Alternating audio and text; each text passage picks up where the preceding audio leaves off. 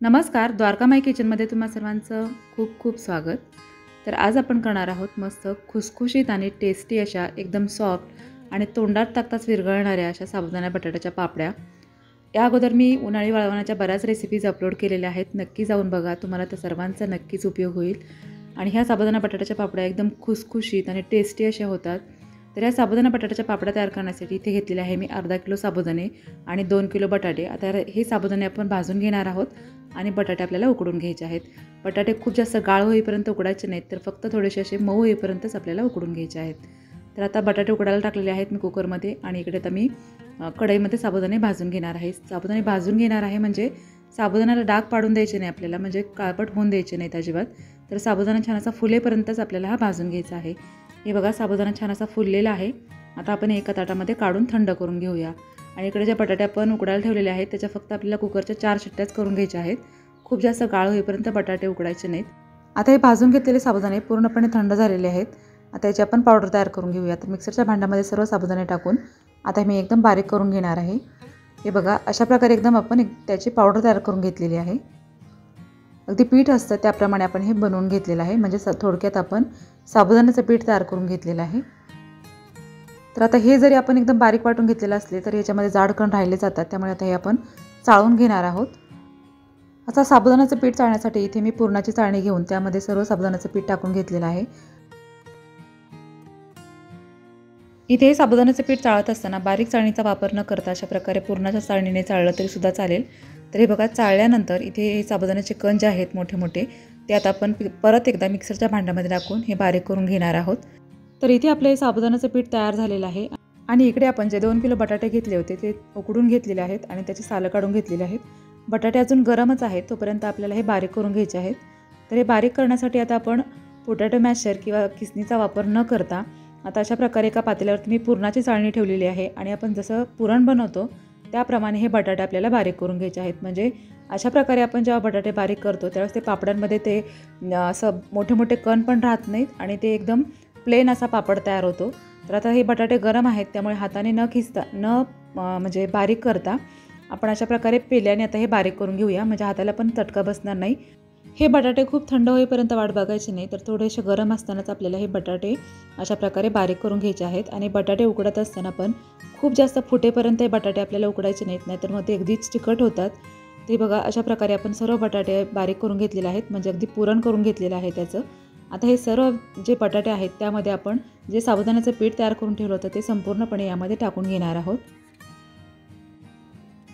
तर संपूर्ण साबुदाण्याचं पीठ यामध्ये टाकून झाल्यावर यामध्ये टाकूया आपण आता चवीपुरतं मीठ. त्याचसोबत टाकते मी ते 5 ते 6 हिरव्या मिरच्या अशा जाडसर कुटून ठेवलेल्या आहेत आणि त्या टाकून घेते. तुम्ही यासोबत जिरं देखील टाकू शकता. जर तुम्ही उपवासाला जिरं खात असाल तर तुम्ही यामध्ये टाकू शकता, पण आमच्याकडे उपवासाला जिरं खात नाहीत त्यामुळे मी यामध्ये जिरं टाकलेलं नाही. तर फक्त हिरवी मिरची आणि मीठ टाकलेलं आहे. आणि ते इकडे मी पातेल्यामध्ये थोडंसं कोमट पाणी घेतलेलं आहे. तर ते आता का घेतलेलं आहे तुम्हाला मी पुढे जाऊन सांगेलच. तर त्या अगोदर आपण आता हे सर्व जे जिन्नस आहेत ते व्यवस्थित असे एकत्र मिक्स करून घेऊया, म्हणजे आपल्याला कळेल की आपल्याला इथे पाणी लागतं की नाही हे मळण्यासाठी. तर इथे जे आपण साबुदाणा घेतलेला आहे तो भिजवलेला नाही आहे, तर कोरडा साबुदाणा आहे. जर आपण अशाच पापड्या बनवल्या तर पापड जे आपण तळतो त्यावेळेस ते असे कचकच लागतात. त्यामुळे आता आपण हे व्यवस्थित असं मळून घेणार आहोत आणि नंतर वाफवून घेणार आहोत. तर आता हे मळण्यासाठी बघा थोडंसं मला पाणी लागणार आहे, कारण का हे थोडंसं कोरडं वाटते. जसं पीठ मळलं जातं तसंच आपल्याला कळतं की पाणी लागतं की नाही. तर हे बघा, थोडं थोडं पाणी, म्हणजे खूप जास्त पण टाकायचं नाही. आणि हे पाणी घेत असताना थोडंसं कोमटच घ्यायचं आहे आणि लागेल तसं असं थोडं थोडं हाताला पाणी घेऊन यामध्ये टाकून हे छान असं पीठ मळून घ्यायचं. हे बघा, अशा प्रकारे अगदी आपण कणिक मळतो त्याप्रमाणे हे पीठ आपल्याला मळून घ्यायचं. यामुळे आपला पापड छान असा फुलतो आणि अगदी खुसखुशीतसुद्धा होतो. त्यामुळे व्यवस्थित असं हे पीठ आपल्याला मळून घ्यायचं. हे बघा, हाताला पाणी लावत लावत मी हे पीठ छान असं मळून घेतलेलं आहे. अगदी मऊ असं हे पीठ झालेलं आहे. तर इथे बघू शकता आपलं पीठ छान असं मऊ झालेलं आहे आणि अगदी पिठाचा गोळा तयार झालेला आहे. आणि हे पीठ मळण्यासाठी साधारण एक छोटा अर्धा पेलाच इथे पाण्याचा वापर केलेला आहे. खूप जास्त पण पाणी टाकायचं नाही, नाहीतर पीठ पातळ होईल. तर आता हे पीठ जे मळून झालेलं आहे ते आपल्याला वाफवून घ्यायचे. तर वाफवण्यासाठी आता आपण अशा प्रकारे याचे गोळे तयार करून घेणार आहोत आणि नंतर ते वाफवून घेणार आहोत. तुम्ही एखाद्या भांड्यामध्ये असंच हे पीठ ठेवून जरी वाफवून घेतलं तरी काहीच हरकत नाही. हे पीठ खूप जास्त आहे, एखाद्या भांड्यामध्ये ठेवून जरी मी कढईमध्ये ठेवलं तर ते त्या कढईमध्ये मावणार नाही. त्यामुळे मी अशा प्रकारचे गोळे तयार करून घेते आणि नंतर ते वाफवून घेणार आहे. आणि मगाशी सांगितल्याप्रमाणे असे गोळे न करता एखाद्या भांड्यामध्ये संपूर्ण पीठ ठेवा आणि नंतर ते चाळणीवरती ठेवून उकळून घेतलं तरीसुद्धा चालेल. तर इथे सर्व आपले गोळे तयार करून झालेले आहेत. आता कढईमध्ये मी 1 ते 1.5 ग्लास पाणी टाकून घेतलेलं आहे आणि त्यावरती आता अशा प्रकारे वड्या उकडाची चाळणी ठेवून घेतलेली आहे. तुम्ही एखाद्या पातेल्यावरती वड्या उकडाची चाळणी ठेवून नंतर ती त्यावरती वाफवून घेतलं तरीसुद्धा चालेल. तर आता यावरती सर्व गोळे आपण ठेवून घेतलेले आहेत. आता यावरती झाकण ठेवून हे आपण 5 ते 6 मिनिट उकडून घेणार आहोत. कढईवरती एकदम घट्ट असं झाकण ठेवायचं, म्हणजे याच्यामधली वाफ बाहेर जाणार नाही. अशा प्रकारे घट्ट असं झाकण लावायचं आहे आणि ते बघू शकता तुम्ही 5 ते 6 मिनिट झालेले आहे आणि हे साबुदाणा बटाट्याचं पीठ छान असं फुललेलं आहे बघा, मस्त उकडलेलं आहे. आता आपण गॅस बंद करूया. 5 ते 6 मिनिटापेक्षा जास्त आपल्याला हे उकडून घ्यायचं नाही, नाहीतर खूप जास्त असं पातळ होईल. तरी ते बघू शकता तुम्ही, हे जे पीठ आहे ते पहिल्यापेक्षा खूप असं फुललेलं आहे. तर साबुदाणा यामधला साबुदाणा छान असा शिजलेला आहे. आता आपण हे पीठ थोडंसं कोमट करून घेऊया आणि नंतर एका ताटामध्ये काढून घेऊया. तर आता इथे आपण संपूर्ण साबुदाणा बटाट्याचं पीठ एका ताटामध्ये काढून घेतलेलं आहे. हे आता आपल्याला मळण्याची काहीच गरज नाही.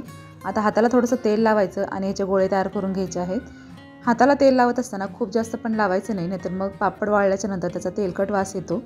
तर अशा प्रकारे तुम्हाला जसे म्हणजे छोटे मोठे पापड हवे आहेत, बनवायचे आहेत, त्याप्रमाणे तुम्ही हातावरती पिठाचा गोळा घेऊन तो गोल असा पेढ्याप्रमाणे करून घ्यायचा आहे. हे बघा अशा प्रकारे.